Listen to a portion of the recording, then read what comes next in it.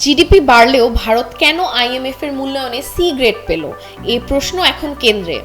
চলতি আর্থিক বছর 2025-26-এর দ্বিতীয় ত্রৈমাসিকে ভারতের প্রকৃত জিডিপি 8.2% বেড়েছে বলে সম্প্রতি দাবি করেছে কেন্দ্রীয় সরকার।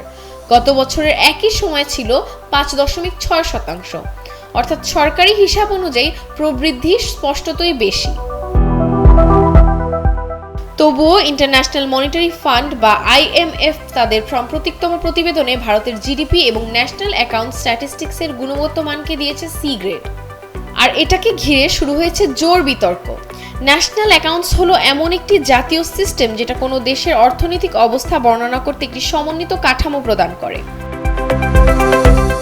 বিজেপি সরকারের তরফে প্রকাশিত বিবৃতিতে দাবি করা হয়েছে, দ্রুত এগিয়ে যাওয়া প্রধান অর্থনীতি হিসেবে ভারত তার অবস্থানকে মজবুত করেছে।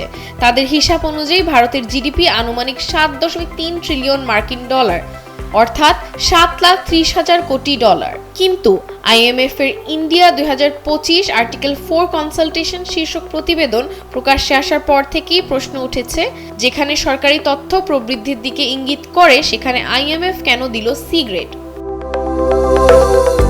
একদিকে বিজেপি সব প্রশ্ন খারিজ করে বলছে পরিসংখ্যানে কোনো গলদ নেই, অন্যদিকে বিরোধী দলগুলো বিষয়টি নিয়ে সরব। বিশেষত কংগ্রেস আইএমএফ এর রিপোর্টটিকে হাতিয়ার করে বিজেপির কোণঠাসা করতে ছাড়ছে না। কয়েকদিন ধরেই এই ইস্যু আলোচনার কেন্দ্রে। তাসরিহা আব্দুল্লাহ, ডেইলি সান।